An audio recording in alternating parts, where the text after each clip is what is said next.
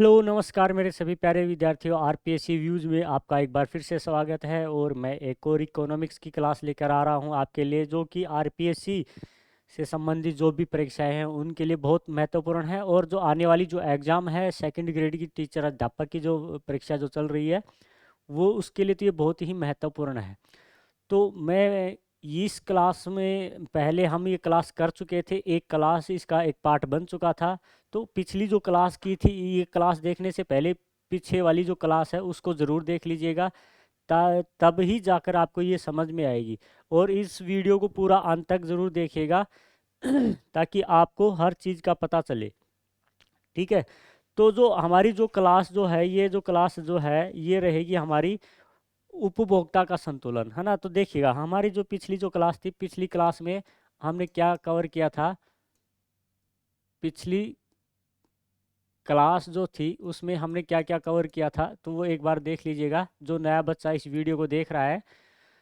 तो ये जो क्लास जो चल रही है ये उपभोक्ता का संतुलन, उपभोक्ता का संतुलन, यानी कि जो आपका जो कंज्यूमर इक्विलिब्रियम जो है उससे संबंधित जो क्लास है, उस टॉपिक के ऊपर ये क्लास है। और इसके ऊपर हमने एक क्लास ऑलरेडी बना चुके हैं। इसमें हम जो इसके जो अवधारणाएं जो बताई गई थी, एक बताई गई थी गणनावाचक अवधारणा यानी कि दृष्टिकोण उपभोक्ता का, और एक है क्रमवाचक। कौन सा है? क्रमवाचक और अवधारणा। तो हमने पिछली क्लास में ये हमारा कंप्लीट हो चुका था, यानी कि यहाँ तक गणनावाचक तक हम कर चुके थे, और उससे संबंधित जो भी तथ्य थे, जो भी शब्दावलियाँ थी या जो भी नियम थे, लॉ थे, वो हम सब ने कवर कर लिया था। तो अब इस क्लास में जो हम कवर करेंगे वो ये कवर करने वाले हैं जो कि रहेगा आपका क्रमवाचक दृष्टिकोण। तो जो भी बच्चा इस वीडियो को देख रहा है वो देखने से पहले एक बार शेयर कीजिएगा, लाइक कीजिएगा, और सब्सक्राइब करने के बाद इसको बेल आइकन को दबा दीजिएगा ताकि आने वाली वीडियो आपको हर रोज़ मिलती रहे, तो उसके इन्फॉर्मेशन आपसे के पास पहुंचती रहे। तो अपने साथियों के पास भेजिएगा, व्हाट्सएप ग्रुप, एफबी या किसी के आपके जो भी सोशल मीडिया है उसके ऊपर इसको सेंड कीजिएगा। तो चलिए हम शुरू करते हैं क्रमवाचक। तो हमारी जो वीडियो है मेरे प्यारे बच्चों, ध्यान रखना ये इसी पर रहेगी। तो हमारा जो पॉइंट है इसमें वो दो अवधारणाएं थी, है ना। जो उपयोगिता संतुलन का जो नियम था, जो था संतुलन था, उसके दो अवधारणाएं थी। एक गणनावाचक, ठीक है, कोऑर्डिनल अवधारणा थी, और दूसरी थी क्रमवाचक अवधारणा। तो उस गणनावाचक में हमने गोसन के नियम भी देखे थे, ठीक है। तो गोसन के नियम जैसे सीमांत उपयोगिता का उपयोगिता ह्रास नियम था, सम सीमांत उपयोगिता नियम था, और एक था कि जो ये आपकी जो उपयोगिता जो है ना, उपयोगिता जो है आपकी, यानी कि ये जो यूटिलिटी जो है वो क्या है मेरे प्यारे बच्चों, ध्यान रखना, व्यक्तिपरक अवधारणा है। तो ये तीन नियम देखे थे, और तीन नियम के साथ ही आपका ये जो गणनावाचक जो है, आपका गणनावाचक है वो क्या हो गया है, पर टॉपिक पॉइंट समाप्त हो गया है। अब हम जो इस वीडियो में इसी क्लास को कंटिन्यू आगे करते हुए चलते हैं क्रमवाचक अवधारणा के ऊपर, या दृष्टिकोण के ऊपर, या अप्रोच के ऊपर। तो आप हेडिंग डाल लीजिएगा। दूसरी नंबर अवधारणा है ये थी, ये क्रमवाचक, क्रमवाचक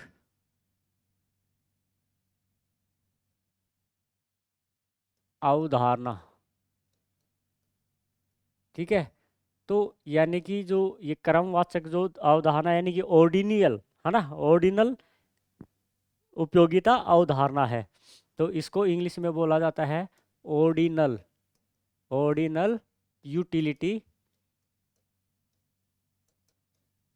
है ना, अप्रोच अवधारणा, अप्रोच। तो इस चीज़ को आप हेडिंग बना लीजिएगा और ध्यानपूर्वक से सुनिएगा, देखिएगा। क्रमवाचक में क्या होता है, जो क्रमवाचक जो आपकी जो अवधारणा जो होती है, देखो गणनावाचक में हमने कहा था कि जो उपभोक्ता जो होता है ना, उसकी जो उपयोगिता होती है, यानी कि जो वस्तुओं को उपयोग कर रहा है उनका मापनीय है, संख्यात्मक मापन संभव है, यानी कि हम संख्या में उसको काउंट कर सकते हैं। समझ रहे हो इस चीज़ को? तो ध्यान रखना इस चीज़ को, क्या कि इसमें जो मापते हैं वो उसकी गणना की जा सकती है, ठीक है, संख्या में की गणना की जा सकती है, तो वो गणनावाचक हो गया है, ठीक है। लेकिन ध्यान रखना उपयोगिता में जो है, ये ध्यान रखना सॉरी, ये जो क्रमवाचक जो है, तो क्रमवाचक में ध्यान रखना उपभोक्ता के उपयोगिता का ध्यान रखना, क्रम हो सकता है कि भाई एक बार इस वस्तु को उपयोग कर ले, एक बार इसका उपयोग कर ले, एक बार उसका उपयोग कर ले, तो ऑर्डिनल ऑर्डिनल वो कर सकता है, और फिर से वापस दोबारा से आकर उसके ऊपर हो सकता है कि भाई जो अंत में जो वस्तु उपयोग कर रहा है, जिस वस्तु का उपभोग कर रहा है, उससे मोह भंग हो जाए और पहली के प्रति उसकी उपयोगिता और ज़्यादा बढ़ जाए, ठीक है ना। तो ध्यान रखिएगा इस चीज़ का, मतलब क्रम, ऑर्डिनल क्रम के आधार उपयोगिता का क्रम वाचक तुलनीय है, यानी कि हम तुलना कर सकते हैं एक प्रकार से। जैसे कि अगर हम यहाँ पे देखें, ए वस्तु है, फिर बी वस्तु है, सी वस्तु है। अब उपभोक्ता को क्या करेगा, ये वस्तु अच्छी लगेगी, है ना, ये वस्तु उसके लिए उपयोगिता है, लेकिन ये वस्तु आ गई तो ये भी वस्तु इसकी अपेक्षा अब ये वस्तु क्या हो गई है, उसके लिए उपयोगी बन गई है। अब इसके बजाय ये वस्तु, तीसरी वस्तु भी उसके लिए क्या हो गई है, अधिक उपयोगी बन गई है। तो यानी कि यहाँ पर इन तीनों की क्या हो रही है भैया, यहाँ पे तुलना हो रही है, यानी कि क्रम से क्या हो रही है, तुलना हो रही है। एक समय ऐसा आएगा कि फिर वापस इसके ऊपर क्या हो जाएगी, इसकी और इसकी भी तुलना करेगा, कि हो सकता है कि सी की अपेक्षा उसको ए अच्छी अधिक लगती हो, ठीक है। तो इसलिए यहाँ पे क्या किया जा रहा है, तुलना की जा रही है, तुलना की जाती है इसमें, ठीक है। तो ध्यान दीजिएगा, इस अगर मैं यहाँ पे क्रमवाचक की बात करूंगा यहाँ पे, तो क्रमवाचक उपयोगिता का प्रतिपादन किसने किया था, तो प्रतिपादन की यहाँ पर अगर बात आएगी, तो प्रतिपादन किसने किया था, हिक्स, प्रोफेसर हिक्स, और उसके एक साथी थे जिसका नाम था एलन सैमुअल्सन, ठीक है ना, क्या नाम था, एलन सैमुअल्सन, सैमुअल्सन, ठीक है। तो ये दो व्यक्ति थे जिन्होंने इसका प्रतिपादन किया था, क्लियर हो गया। अब इसमें ध्यान रखना, इसमें क्या किया जाता है कि इसमें उदासीनता, उदासीनता वक्र या तटस्था वक्र का प्रयोग किया जाता है, का प्रयोग किया जाता है। जब भी, अगर ध्यान रखना इस चीज का, हम इसको भी समझेंगे कि तटस्था वक्र क्या होता है, उदासीनता वक्र क्या होता है, ठीक है ना। तो ध्यान रखिएगा, हम इसको भी समझेंगे। तो इनमें या तो उदासीनता वक्र या तटस्था वक्र का प्रयोग किया जाता है ना, यानी कि उदासीनता और तटस्था दोनों एक ही है, न्यूट्रल, है ना, किसी वस्तु के प्रति ध्यान रखना, न्यूट्रल रहना। तो तटस्था वक्र का प्रयोग किया जाता है किसमें, क्रमवाचक उपयोगिता अवधारणा में। तो ये तटस्थता जो वक्र है, इसका जो प्रतिपादन जो किया था, इसका प्रतिपादन करने वाले जो व्यक्ति थे वो कौन थे, तो ध्यान दीजिएगा यहाँ पे वो व्यक्ति कौन थे, ध्यान रखना, प्रोफेसर एजवर्थ थे। कौन थे, प्रोफेसर एजवर्थ थे, ठीक है। उन्होंने इसका प्रतिपादन किया था, और इसका प्रतिपादन कब किया था, तो ध्यान रखना 1881 में किया था। कब किया था, 1881 में किया था, ठीक है ना। तो आप इस चीज़ को भी याद रखिएगा, क्योंकि ये बार बार क्वेश्चन पूछा जाता है। इसमें से, टॉपिक में से, ये जो पॉइंट है आपका उदासीनता वाला जो है, ये पॉइंट आपके लिए बहुत महत्वपूर्ण है, और यहाँ से कई बार क्वेश्चन भी पूछे गए हैं, प्रीवियस क्वेश्चन में ऐसा पूछा गया, तो आप भी इस चीज़ को थोड़ा सा ध्यान रखिएगा, ठीक है। तो चलिए, इधर जो आपका जो प्रोफेसर जो हिक्स है, उसके बारे में अगर हम थोड़ा सा जान लें, क्योंकि इसके बारे में जानना भी हमारे लिए बहुत ही महत्वपूर्ण है। तो ध्यान रखना, इसकी पुस्तक का जो पुस्तक का नाम था, तो ध्यान रखना, वैल्यू ऑफ कैपिटल। तो हिक्स की जो पुस्तक थी, तो हिक्स की जो पुस्तक थी, ध्यान रखना, उस पुस्तक का क्या नाम था, पुस्तक का नाम था वैल्यू ऑफ कैपिटल। क्या नाम था, वैल्यू ऑफ कैपिटल था। और इसका जो प्रकाशन जो किया गया था 1939 में, इसका क्या हुआ था, प्रकाशन किया गया था। यानी कि प्रकाशित की गई थी, मार्केट में विश्व के सामने आई थी 1939 में। तो इस पुस्तक में इन्होंने ध्यान रखना सबसे ज़्यादा जो प्रयोग जो किया था, सबसे ज़्यादा विश्लेषण जो किया कर रहा था, तो ध्यान रखना तटस्था, तटस्था, ठीक है ना, ठीक है, तटस्था वक्रों की मांग का विश्लेषण जो कर रहा था, विश्लेषण व्यापक किया था, ठीक है ना, मतलब बड़े स्तर के ऊपर इसका प्रयोग किया जा रहा था। तो ध्यान रखना व्यापक प्रयोग हो तो विश्लेषण हेतु, है ना। तो क्लियर हो गया। मांग का जो विश्लेषण जो किया जाता है ना, कि मांग का विश्लेषण जो किया जाता है, तो उसमें तटस्थता वक्रों का सबसे ज़्यादा क्या किया जा रहा था, प्रयोग किया जा रहा था। तो ऐसा आप इसमें बता सकते हो कि हिक्स की पुस्तक में सबसे ज़्यादा किसका प्रयोग किया गया है, यानी कि किसके ऊपर सबसे ज़्यादा ध्यान दिया गया है। तो आप इसमें बता सकते हो कि तटस्थता वक्रों की का मांग विश्लेषण का प्रयोग क्या किया जाता था, व्यापक प्रयोग किया जाता था, ठीक है। तो ध्यान रखिएगा इस चीज़ का। आगे देखिएगा आप इसमें, अब एक प्रोफेसर और आया था जिसका नाम था, एक प्रोफेसर जिसका अगर हम नाम की बात करेंगे तो जॉनसन नाम था। क्या नाम था? जॉनसन नाम था। तो जो जॉनसन नामक जो प्रोफेसर था, अर्थशास्त्री भी था, ध्यान रखना, और प्रोफेसर भी था, जिसका क्या नाम था? जॉनसन। क्या नाम था? जॉनसन, ठीक है ना। तो जॉनसन जो है, जॉनसन ने उदासीनता वक्र को स्थिर उपयोगिता वक्र नाम दिया है। यानी कि जो उदासीनता का जो वक्र है, इसने क्या किया, उदासीनता वक्र को क्या बोला है, वक्र को ध्यान रखना स्थिर उपयोगिता, स्थिर उपयोगिता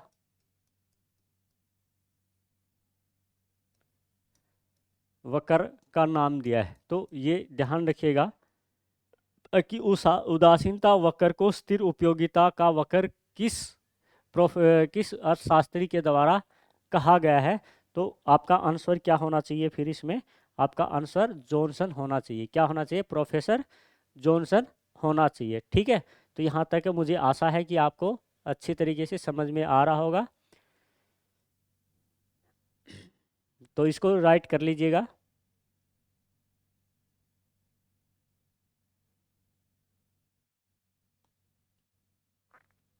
ठीक है। अब यहाँ पे देखिएगा जो तटस्थता वक्र जो है, ठीक है, तटस्था तटस्थ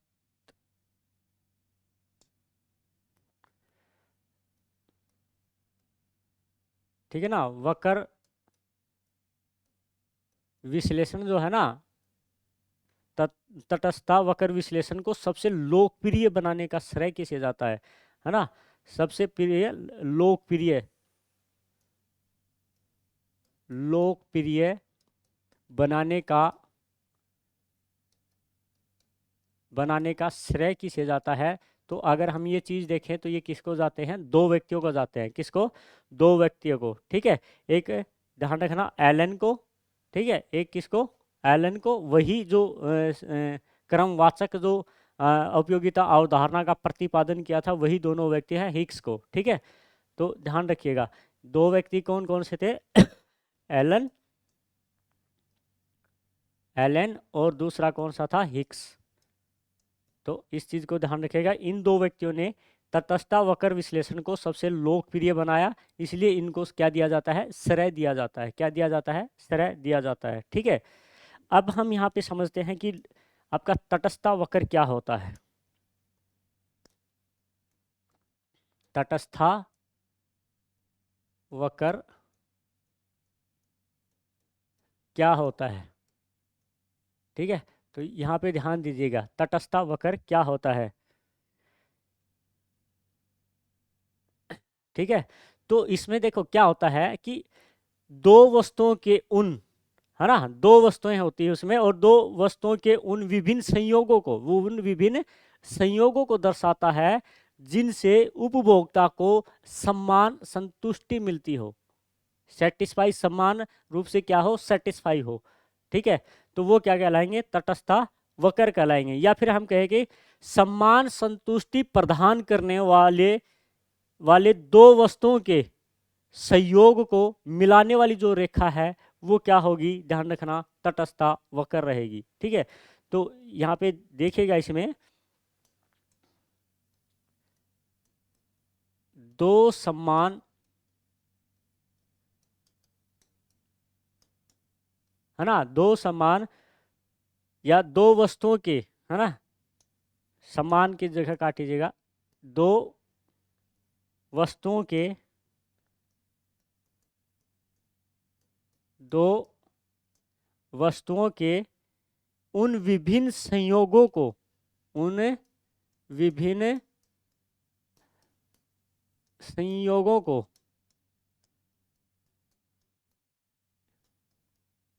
संयोगों को दर्शाता है ना, उन विभिन्न संयोगों को दर्शाता है जिनसे उपभोक्ता को, है ना, क्या, जिनसे जिनसे जो उपभोक्ता है, जिनसे उपभोक्ता को उपभोक्ता को सम्मान संतुष्टि, सम्मान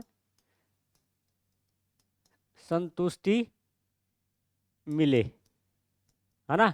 भाई दो वस्तुएं हैं, कोई भी उपभोक्ता है तो वो वस्तुएं तो खरीदेगा, ठीक है, तो दो वस्तुओं का संयोग संयोग होने चाहिए।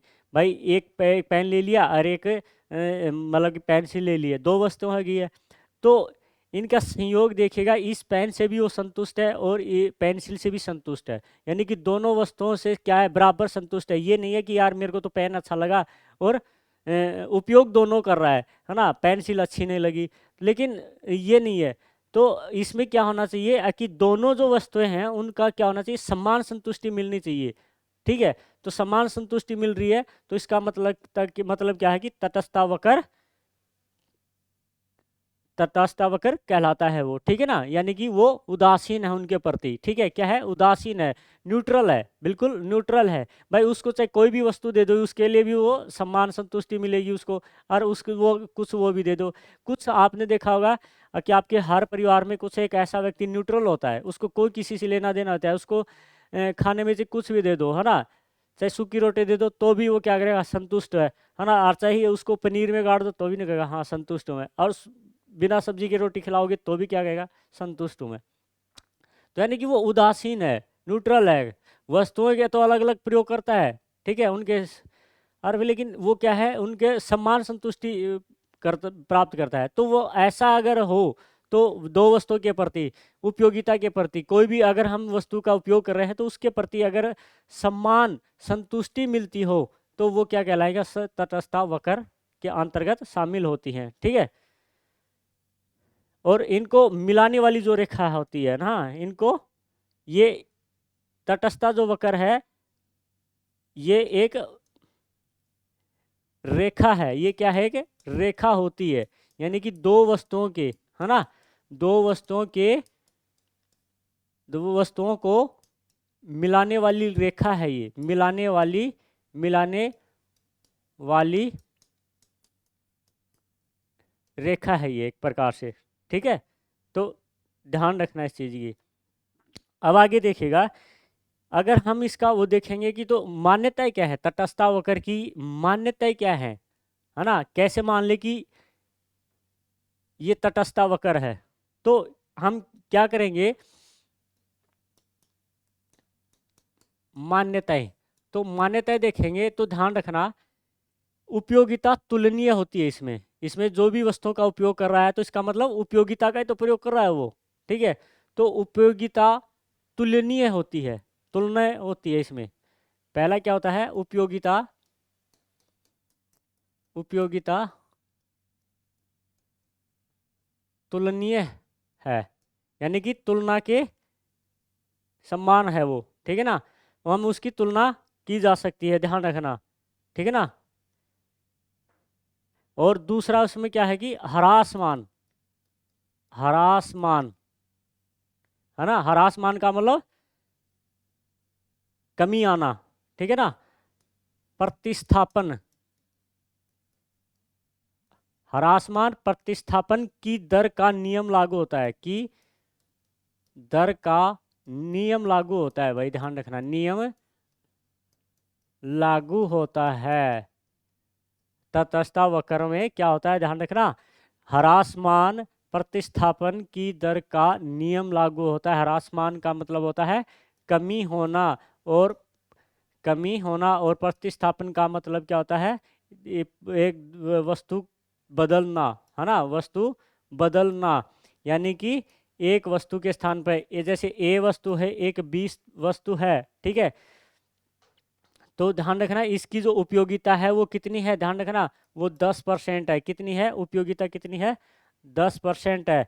और लेकिन इसकी जो उपयोगिता है, अगर वो इस वस्तु से इस वस्तु के ऊपर आएगा उपयोग करने के लिए, तो वो क्या आ जाएगी, 8% रह जाएगी। तो यानी कि जो दर है, प्रतिस्थापन की दर, एक वस्तु के उपयोग से दूसरी वस्तु के उपयोग के ऊपर जो आ रहा होता है उपभोक्ता, तो ध्यान रखना वो जो दर है प्रतिस्थापन, यानी कि यहाँ से वो क्या हो गया, प्रतिस्थापित हो गया इस वस्तु के ऊपर, तो दर जो है वो दर क्या हो गई, ध्यान रखना, ह्रास हो गई। ह्रास का मतलब कम हो गई। अब वो इतना ही चाहेगा, 8% ही पसंद करेगा, जबकि इसको कितना करा था, 10%। और इसी तरह तीसरी वस्तु के ऊपर जाएगा, यहाँ से आ जाएगा, तो वो इसको क्या करेगा, 5%, मान लीजिए कम हो गया तो 5% ही पसंद करेगा, ठीक है। तो यानी कि ए उपभोक्ता का एक स्थान से दूसरे वस्तु के उपयोगिता का प्रतिस्थापन जब होता है, तो ध्यान रखना वहां पर क्या होता है, प्रतिस्थापन की जो दर है उसमें क्या होता है, ह्रास होता है, कमी होती है, ठीक है। तो ध्यान रखना ये भी एक तटस्थ वक्र की क्या है, मान्यता है, ठीक है। तीसरी बात इसमें ध्यान रखिएगा, इसमें तीसरी बात ये होती है कि जो उपयोगी उपभोक्ता का जो व्यवहार है, व्यवहार उपभोक्ता का बिहेव, वो संगत और सकारात्मक होता है। तो उपभोक्ता का उपभोक्ता का ठीक है ना, उपभोक्ता का व्यवहार जो है, व्यवहार संगत होता है, संगत व सकारात्मक होता है, सकारात्मक होता है,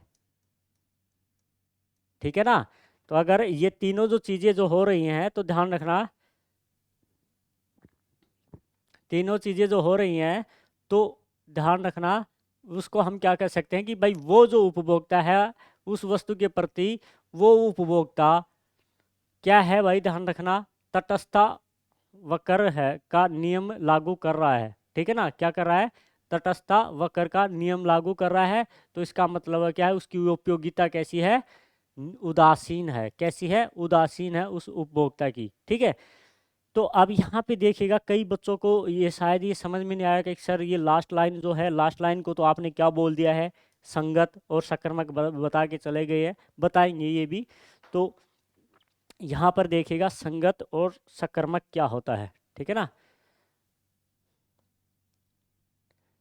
संगतता, ठीक है ना, ये संगतता की शर्त क्या होती है और सकारात्मक की शर्त क्या होती है।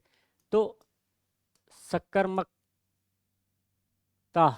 की शर्त, ये शर्त बोलते हैं इसको भाई, ये शर्त होनी चाहिए, तभी उसका वो उपभोक्ता का व्यवहार क्या होगा, काउंट किया जाएगा आगे भाई उसका उपभोक्ता का व्यवहार है, ठीक है।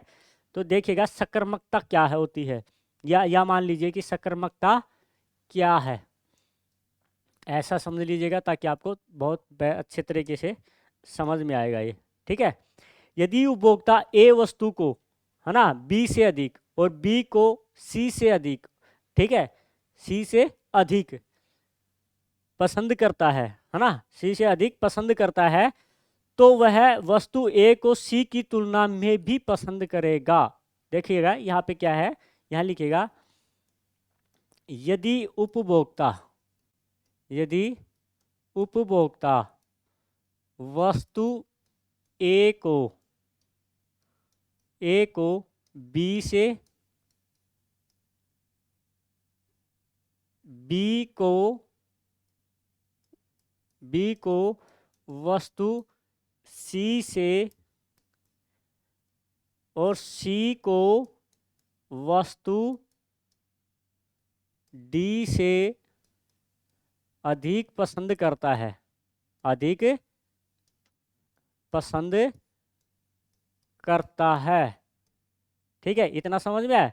यानी कि पहले कौन सी वस्तु थी, यहाँ पे ध्यान दीजिएगा, पहले कौन सी वस्तु थी, ए वस्तु, फिर कौन सी आई, बी वस्तु, फिर कौन सी आई, सी वस्तु, और अब कौन सी आ गई उसके पास, डी वस्तु। यानी कि कितनी वस्तुएं प्रयोग कर रहा है, 4 वस्तुओं का प्रयोग कर रहा है। ठीक है, तो ए वस्तु को जो वो पसंद करता था उससे ज़्यादा वो किसको करता है, बी को, और बी को जो जितना पसंद करता है उससे ज़्यादा किसको करता है, सी को, और सी से ज़्यादा किसको कर रहा है, डी को कर रहा है।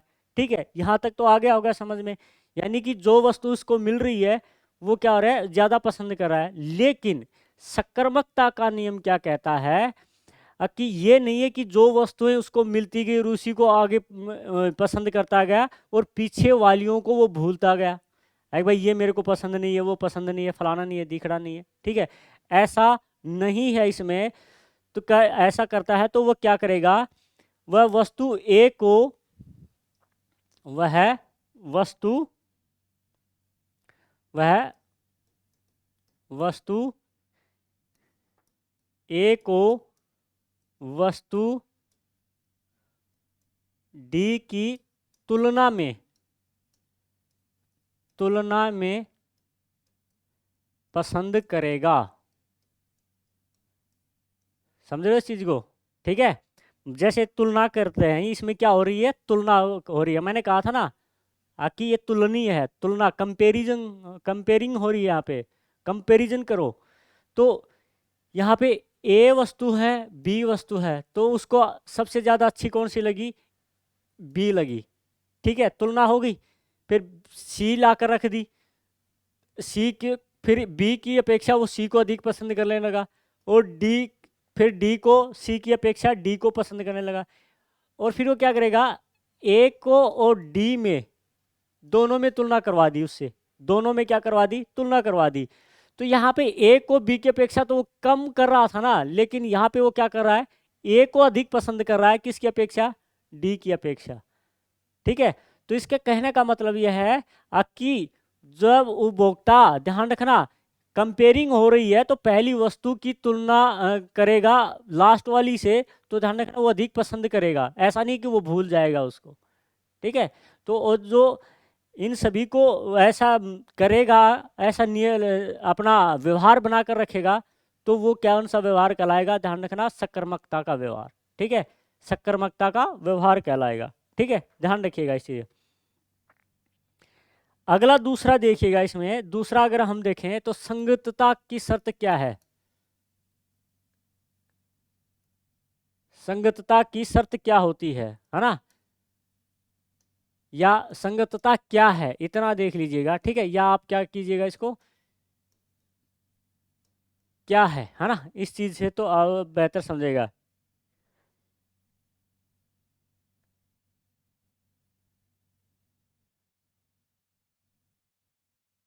ठीक है ना, तो ध्यान रखना इस चीज का। इसमें क्या होता है कि यदि उपभोक्ता, है ना, यदि उपभोक्ता वस्तु ए की तुलना में, ए की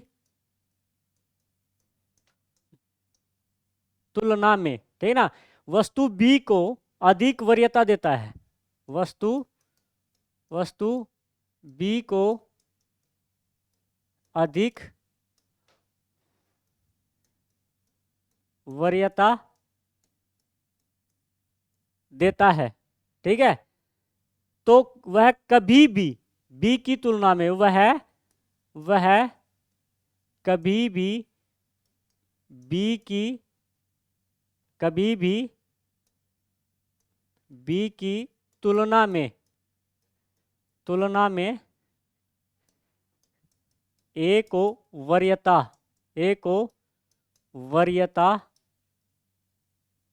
देगा। ठीक है, जरूर देगा। इसमें ध्यान रखना, इसमें थोड़ा सा डिफरेंस है संक्रमकता और इसमें। ठीक है ना। इसमें अगर आप देखोगे तो ये देखिएगा सकर्मकता में क्या है, वो पसंद करता है, ठीक है। तो वह परंतु वह ए को वस्तु की डी की तुलना में पसंद करेगा, यानी कि उन देखो इसमें क्या है कि ए वस्तु जो है, ए इसमें क्या है, ए वस्तु 4 वस्तुएं हैं इसमें, क्या है, इसमें 4 वस्तुएं हैं, ए बी सी और डी, 4 वस्तुएं हो गई। तो ये इससे अधिक, ये इससे अधिक, ये इससे अधिक, ठीक है।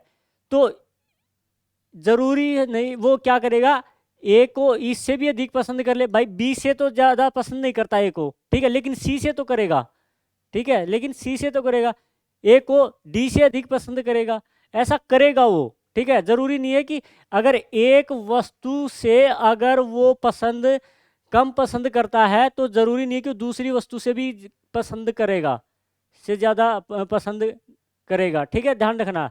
तो हो सकता है कि भाई ये ए है, ए को सी से अधिक पसंद कर ले, ठीक है, बी से तो कम पसंद करता है ना, बी की अपेक्षा कम पसंद करता है, लेकिन वो क्या करेगा, बी ए को सी की अपेक्षा अधिक पसंद करेगा, या वो डी की अपेक्षा ए को अधिक पसंद करेगा, ठीक है। लेकिन अगर हम देखेंगे संगतता में क्या है, तो इसमें ध्यान रखना ए की तुलना में वस्तु बी को अधिक वरीयता देता है, वह कभी भी बी की तुलना में ए को अधिक वरीयता देगा, ठीक है।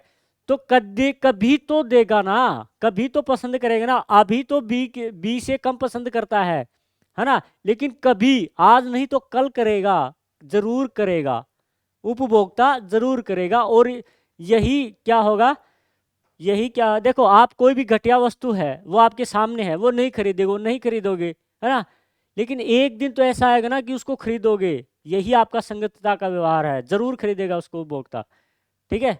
तो ध्यान रखिएगा इस चीज का।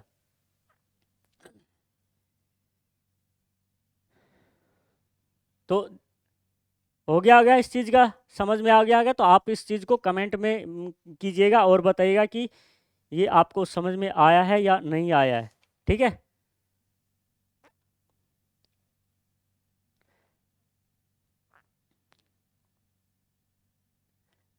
तो उसकी मान्यता चौथी, 3 मान्यताएं हो गई हैं, 3 मान्यताओं के बाद में चौथी मान्यता जो क्या है, यहाँ पे हम क्या कर रहे थे, 3 मान्यताएं, ठीक है ना।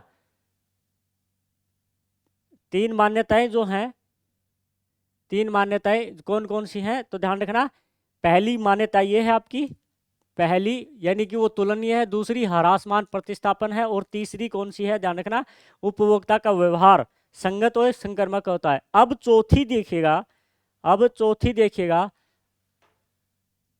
फोर्थ मान्यता जो होती है वो क्या होती है कि उदासीनता वक्र, है ना, आयताकार अति परवलयकार होता है, क्या होता है, आयताकार उदासीन वक्र जो होता है, ध्यान रखना, उदासीन वक्र, ठीक है ना, अति परवलयकार, ठीक है। और कैसा होता है, आयताकार कैसा होता है, आयताकार अधिक होता है ना, आयताकार अति परवलयकार होता है। जैसे आपके पास कोई भी जो है ये चीज है, ठीक है, ये आपका y हो गया, ये हो गया, ध्यान रखना, x हो गया है। तो कोई वस्तु जो है, जैसे कि ये कीमत है, ठीक है, और ये क्या है, ध्यान रखना, वस्तु है। तो यहाँ पे ये वस्तु की कीमत 1 रुपये है, तो वो क्या करेगा, इसको अधिक करेगा, ठीक है ना, अधिक खरीदेगा। और वस्तु, ध्यान रखना, वस्तु की कीमत अगर बढ़ जाती है तो वो क्या करेगा, कम खरीदेगा, ये क्या होगा, कम खरीदेगा, समझ रहे हो ना। वस्तु की कीमत क्या होगी, 3 रुपये, तो वो क्या होगा, कम खरीदेगा। तो जो आपका ये जो होता है ना, ये वक्र जो होता है, ये ऐसे होता है, ठीक है ना, क्योंकि वस्तु की मात्रा बढ़ाते रहोगे तो बढ़ेगी, ध्यान रखना, ऐसे ऐसे बढ़ेगी, ठीक है, ये ऐसे घटती आएगी, ऐसे घटती आएगी। तो ये क्या होता है, ऐसे ऐसे वर्लयकार हो गया, यानी कि ये ऐसे बनेगा, ऐसे ऐसे चलेगा, ठीक है। तो ये रेखा ये रेखा कैसे बनेगी, इस प्रकार से बनेगी। तो ये जो यहाँ पे जो ये हो रहा है ना, ये वाला ये ऐसे ऐसे नहीं है, ऐसे नहीं है, ऐसे होगा। तो यानी कि अगर हम इसको पूरा बनाएंगे तो कुछ इस तरीके से बनेगा, ये ऐसे ऐसे बनेगा। तो ये क्या हो गया, एक तो आयताकार हो गया है, और जो ये कॉर्नर है इनको क्या बोलता है, अति परवलयकार होता है। क्या कहते हैं, अति परवलयकार होता है। समझ में आया इस चीज को? तो ध्यान रखना, उदासीनता वक्र क्या होता है मेरे प्यारे बच्चों, ध्यान रखना।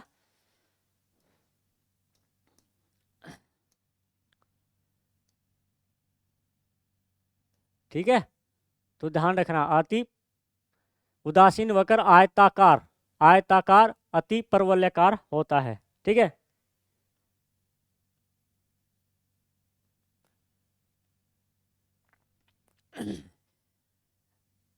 अब यहाँ पे देखेगा इधर चौथा पांचवी जो बात है इसमें वो देखेगा। पांचवी मान्यता क्या है इसमें, पांचवी मान्यता है कि उदासीनता वक्र के ढाल को, है ना, उदासीनता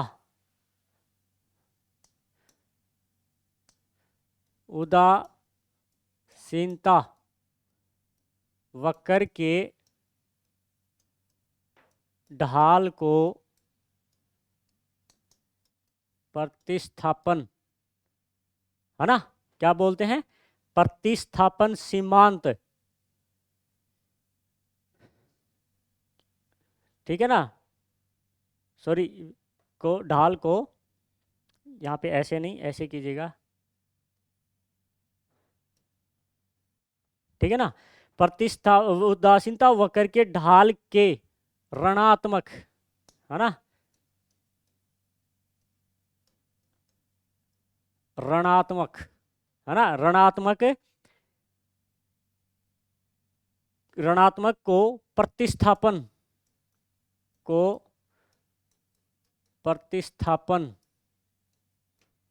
प्रतिस्थापन की सीमांत दर यानी कि MRS कहते हैं। यानी कि मैं ये कहूँ कि जो हमारा जो उदासीनता वक्र जो है, उदासीनता वक्र है ना, उदासीनता वक्र कुछ ऐसे बन रहा था जो अभी हमने देखा था, ये y है। तो इसमें जो उदासीन जो वक्र है वो ऐसे और ये क्या बन रहा है, ऐसे बन रहा है।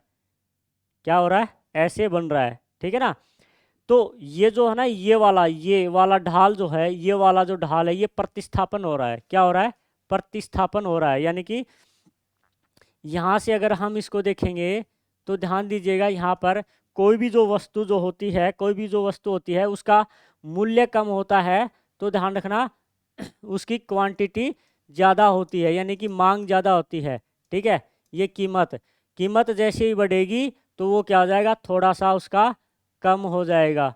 ठीक है, समझ रहे चीज़ को, कम हो जाएगा। और बढ़ेगी तो उसकी मांग और कम हो जाएगी, और बढ़ेगी तो उसकी मांग क्या हो जाएगी, और बढ़ेगी। ठीक है ना, क्या होगी, और बढ़ेगी। तो अगर हम ये देखेंगे तो ये देखेंगे तो देखिएगा ये जो ढाल है, ये ढाल कुछ इस तरीके से होगा। ठीक है, क्या होगा, इस तरीके से ढाल होगा ये। तो ये जो है ना, ये क्या है, ऋणात्मक है। ये क्या है, ऋणात्मक है। ऋणात्मक का मतलब इसका केंद्र बिंदु जो है, केंद्र बिंदु ये है। ठीक है, केंद्र बिंदु ये है वक्र का। कोई भी वक्र होता है, एक वक्र ऐसे होता है तो अगर उसमें ध्यान रखना उसमें कुछ ऐसे प्रतिस्थापन होता है और एक वक्र होता है जिसमें प्रतिस्थापन ऐसे होता है। ठीक है, तो ये जो होगा ना, ये वाला कैसा आएगा, ऋणात्मक कहलाएगा। केंद्र बिंदु की ओर, केंद्र बिंदु की ओर होगा वो ऋणात्मक। केंद्र बिंदु से बाहर की तरफ जाएगा नदोत्तर होगा, वो क्या होगा, धनात्मक होगा। क्या होगा, धनात्मक होगा। तो यहाँ पर जो उदासीनता का जो वक्र है वो कैसा है, ऋणात्मक, और है ना, ऋणात्मक को प्रतिस्थापन, यानी कि ये जो ऋणात्मक हो रहा है और वो प्रतिस्थापित हो रही है ना, प्रतिस्थापित हो रही है, तो उसको बोला जाता है जो प्रतिस्थापन की जो दर है, यानी कि कितनी जो रेट से ये प्रतिस्थापन हो रहा है, ऋणात्मकता जो बढ़ रही है वो कितनी रेट से बढ़ रही है तो उसको बोला जाता है सीमांत दर। क्या बोला जाता है? सीमांत दर। मार्जिनल रेट बोला जाता है। क्या बोला जाता है? मार्जिनल रेट बोला जाता है इसको। ठीक है, तो ध्यान रखना चाहिए।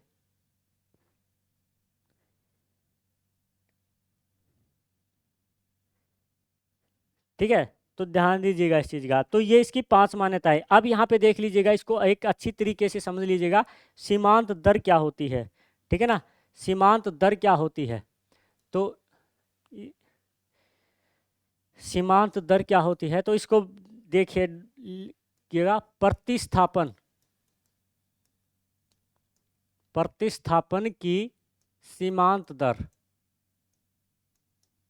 सीमांत दर। ठीक है ना, प्रतिस्थापन की सीमांत दर कह रहे हैं। तो इसका क्या होती है ये देखिएगा, इस चीज का देखिएगा। जिस दर पर, जिस रेट पर, है ना, जिस दर पर, यानी कि रेट, है ना, जिस रेट पर उपभोक्ता एक वस्तु के स्थान पर, उपभोक्ता एक वस्तु के स्थान पर, है ना, एक वस्तु के स्थान पर दूसरी वस्तु को, दूसरी दूसरी वस्तु को प्रतिस्थापित, है ना, प्रतिस्थापित करने को तैयार होता है, करने को तैयार रहता है ना, ताकि वह उसी उदासीनता वक्र पर रहे, ताकि ताकि वह उसी उदासीनता वक्र पर रहे। ठीक है ना, रहे। उसे ही फिर क्या बोलते हैं? MRS कहते हैं। ठीक है ना, देखिएगा। मान लीजिए चाय और कॉफी एक दूसरे के प्रतिस्थापित वस्तुएं हैं, है ना, पूरक वस्तुएं हैं ये, ध्यान रखना इस चीज का। ठीक है ना, ये हम इसको क्या कर सकते हैं? चेंज कर सकते हैं। जैसे चाय, कॉफी के दाम बढ़ जाते हैं, कॉफी के दाम बढ़ जाते हैं तो हम क्या करते हैं? चाय के ऊपर आ जाते हैं।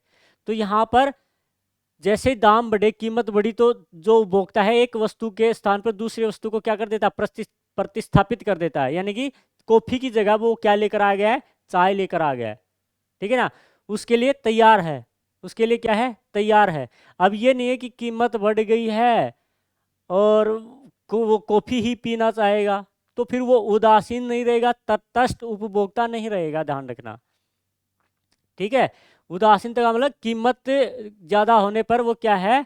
वो अपना जो बजट है वो वही लेकर चल रहा है, तो वो क्या करेगा? प्रतिस्थापन जरूर करेगा वस्तुओं का। ठीक है, और वो जिस दर से करता है, जिस दर से करता है ना, उसी को क्या, जिस रेट से करता है उसी को क्या बोलते हैं? सीमांत दर कहते हैं। ठीक है ना, कितना जल्दी तैयार रहता है वो, तो ध्यान रखिएगा इस चीज का। क्लियर हो गया? अब इनकी विशेषताएं देखिएगा। तटस्थता या उदासीनता, उदासीनता वक्र की विशेषताएं, यहीं से आपके क्वेश्चन उठ के आएंगे भाई, ये ध्यान रखना। अब आपके जो सेकंड ग्रेड टीचर में जो क्वेश्चन उठेंगे वो इन विशेषताओं से उठेंगे। ठीक है ना, किन से? इन विशेषताओं से उठेंगे। तो इसकी जो पहली जो विशेषता है वो ये होती है कि ये जो वक्र हैं, है ना, उदासीनता वक्र जो होता है वो ध्यान रखना, वो ऋणात्मक ढाल वाले होते हैं। कैसे होते हैं? यह ऋणात्मक ऋणात्मक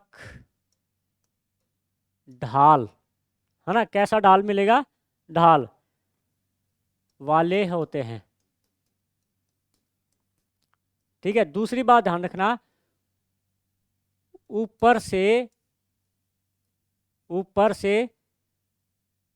नीचे की ओर चलेंगे, ध्यान रखना, ऊपर से नीचे की ओर, जैसे आप ऐसे देखिएगा, ठीक है, ये ऐसे चलेगा, ऐसे ऐसे चलेगा, ऐसे नहीं चलेगा, कभी इसको ऐसे चला दो, ऐसे नहीं चलेगा, ध्यान रखना, ऐसे नहीं चलेगा, ऐसे नहीं चलेगा, या चलेगा, इधर चलेगा, जिधर तीर ऊपर से नीचे की तरफ चलेंगे, ऊपर बायां, ऊपर बायां। अब यहाँ पे ये देखोगे, ये पॉइंट देखोगे, ये पॉइंट देखोगे, तो इसका देखोगे तो ये क्या होगा, ये वाला अपना बायां हो गया, और ये वाला क्या हो गया, दायां हो गया। तो बायां वाला पक्ष है वो क्या है, ऊपर, तो ऊपर, है ना, बाएं से, ऊपर बाएं से नीचे दाएं की ओर चलेगा। ठीक है, तो ध्यान रखना।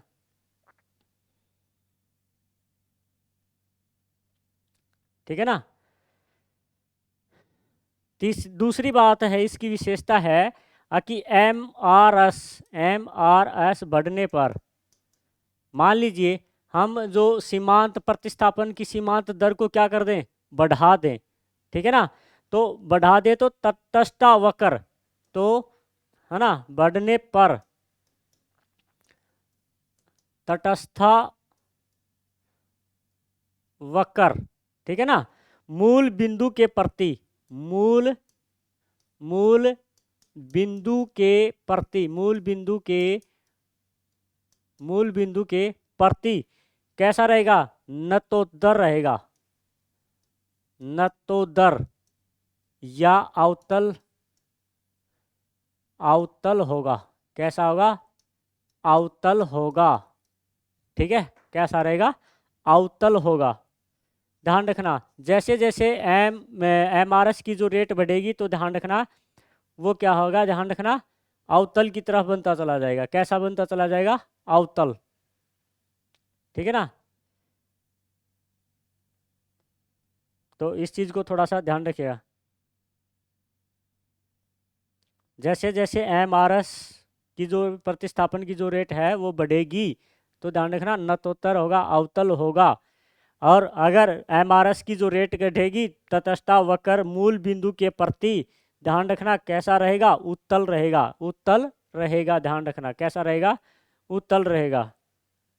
ठीक है, तीसरी विशेषता देखिएगा यहाँ पे, तीसरी विशेषता देखिएगा यहाँ पे, अगर हम तीसरी विशेषता देखें तो तटस्था जो वक्र है, तटस्था वक्र, तटस्था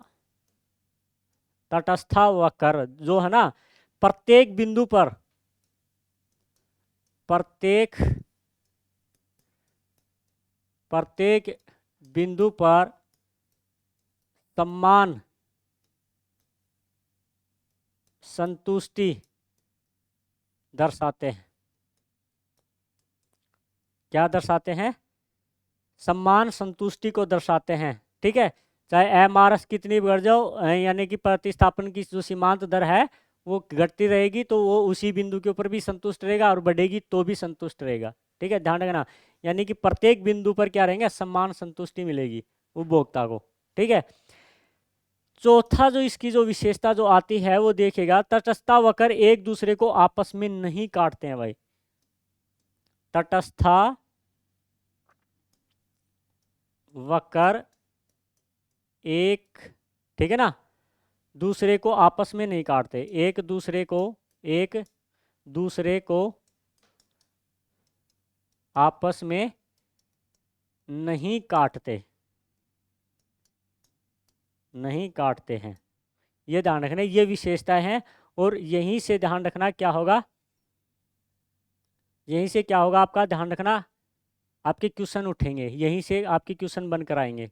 ठीक है, तो ध्यान रखिएगा, नतोत्तर जो होगा वो ध्यान रखना कुछ इस तरीके से होगा, ऐसे होगा, है ना। ये जो होगा, ये तटस्थता जो वक्र है, तटस्था वक्र जो है ये कैसा है, नतोत्तर है, यानी कि अवतल है, अवतल है ये। ठीक है, तो ध्यान रखना इस चीज़ का।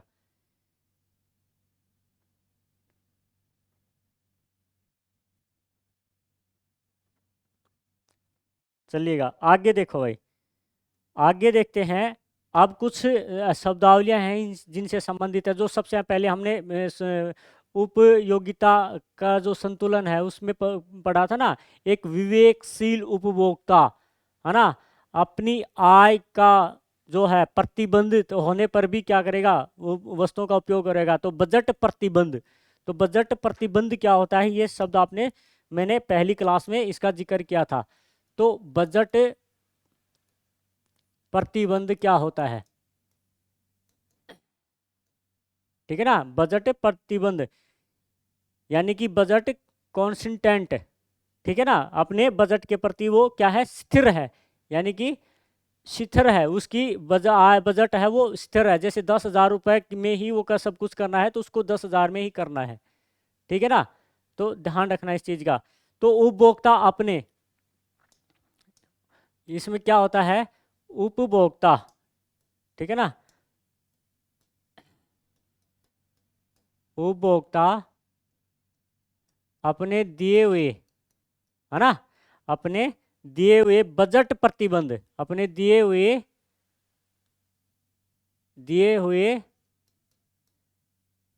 बजट प्रतिबंध तथा, ठीक है ना, तथा वस्तुओं की कीमतें, वस्तुओं की कीमतें दिए होने पर भी, है ना, कीमतें दी हुई होने पर भी, होने पर भी उपयोगिता को अधिकतम करना चाहता हो, है ना, उपयोगिता को अधिकतम करना चाहता हो, अधिकतम करना चाहता हो, चाहे भाई उसकी बचत क्यों ना हो, चाहे उसे बचत न हो, लेकिन वो वस्तु की उपयोगिता को क्या करेगा, बढ़ाएगा ही बढ़ाएगा, ठीक है। तो ध्यान रखना वो क्या कहलाएगा, आपका बजट प्रतिबंध कहलाता है, ठीक है ना। तो ध्यान रखना, यानी कि उसको पता है कि कीमत भी है और उसके पास बजट भी है, लेकिन वो क्या करेगा, उस वस्तु को खरीद कर ही लाएगा, तो वो क्या कहलाएगा, बजट प्रतिबंध होता है, ध्यान रखना। आगे देखेंगे तो हमें अगला जो है वो देखिएगा गिफिन नियम। गिफिन नियम क्या है, ठीक है ना, इसके बारे में थोड़ा सा जानते हैं फिर, लेकिन आगे जैसे मांग एवं पूर्ति का जो टॉपिक आएगा उसमें और भी ज़्यादा से इसे एक्सप्लेन करेंगे, लेकिन इसका इतना आप थोड़ा सा ध्यान दे लीजिएगा कि गिफिन का नियम क्या है। तो ध्यान रखना, जिन वस्तुओं की कीमत घटने पर मांग की मात्रा भी घट जाती है, यानी कि वस्तु है, कोई भी वस्तु, ठीक है ना, वस्तु, कोई भी वस्तु है तो उसकी ध्यान रखना, उसकी कीमत, है ना, कीमत होती है, और फिर वो मांग जो होती है, डिमांड जो होती है, ध्यान रखना, कीमत अगर बढ़ गई है, कीमत में क्या हो गया, वृद्धि हो गई है, ठीक है, तो मांग में क्या होगी, ध्यान रखना, कमी होगी, ध्यान रखना इस चीज को ना, कीमत मांग भी क्या होगी, ध्यान रखना, कीमत घटने पर मांग की मात्रा भी क्या हो जाती है, घट जाती है, मांग की मात्रा भी क्या हो जाती है, घट जाती है, सॉरी बढ़ जाती है, और मांग की मात्रा, कीमत घट गई है तो मांग भी क्या हो गई है, उसकी घट गई है, ठीक है।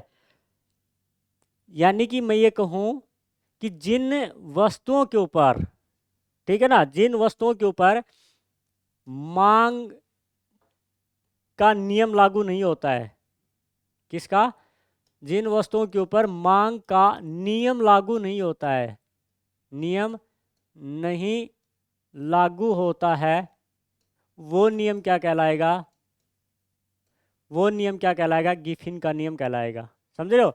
यानी कि देखो, मांग का नियम क्या होता है, अगर किसी वस्तु की कीमत बढ़ गई है तो डिमांड कम हो जाएगी, अगर कीमत घट गई है तो डिमांड बढ़ जाएगी, ये होता है मांग का नियम। लेकिन ध्यान रखना, लेकिन अगर किसी वस्तु की कीमत घट गई है ना, किसी वस्तु की क्या हो गई, कीमत घट गई है, तो उसकी मांग भी घट जाएगी। ठीक है ना, उसकी मांग भी क्या हो जाएगी, घट जाएगी। अगर कीमत बढ़ गई है तो उसकी मांग भी बढ़ जाएगी। ऐसी कोई वस्तु है तो उस ऐसा कोई नियम है और किसी वस्तु के ऊपर लग रहा है, तो हम क्या कहेंगे, वो कौन सा नियम लग रहा है, गिफिन का नियम लग रहा है। ठीक है, क्लियर हो गया।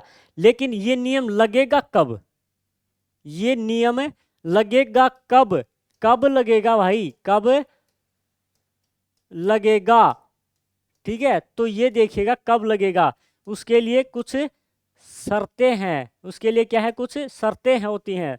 तो ध्यान रखना है क्या होनी चाहिए, पहली बात ये होनी चाहिए कि उपभोक्ता जो है, उपभोक्ता की आय का निम्न स्तर होना चाहिए, निम्न स्तर, लो लेवल होना चाहिए, यानी कि कम से कम आय होनी चाहिए, कि बहुत कम आय होनी चाहिए, तभी ये नियम लगेगा।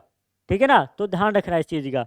दूसरा क्या होना चाहिए, अपनी आय का अधिकांश भाग एक ही वस्तु पर व्यय करता हो।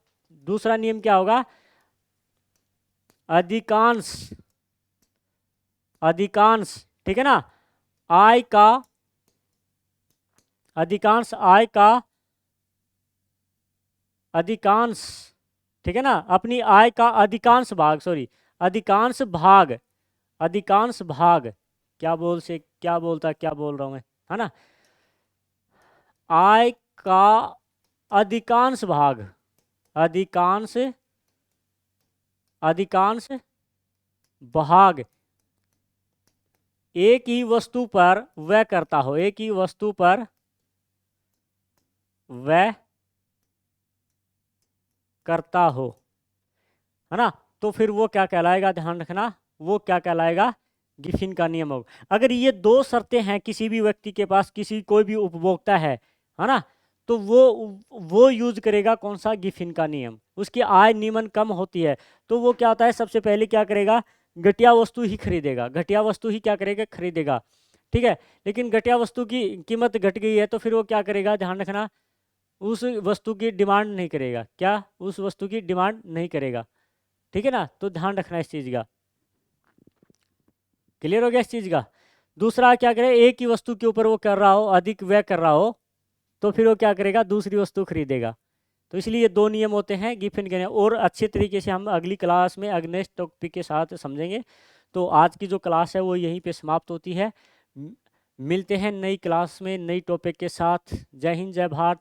और हाँ, जो भी नया बच्चा इस वीडियो को जो देख रहा है उसको सब्सक्राइब कीजिएगा चैनल को, और लाइक कीजिएगा, और शेयर ज़रूर करना अपने साथी दोस्तों या अपने व्हाट्सएप ग्रुप में, फेसबुक ग्रुप में, इनको शेयर कर दीजिएगा इस वीडियो को। ठीक है, ओके।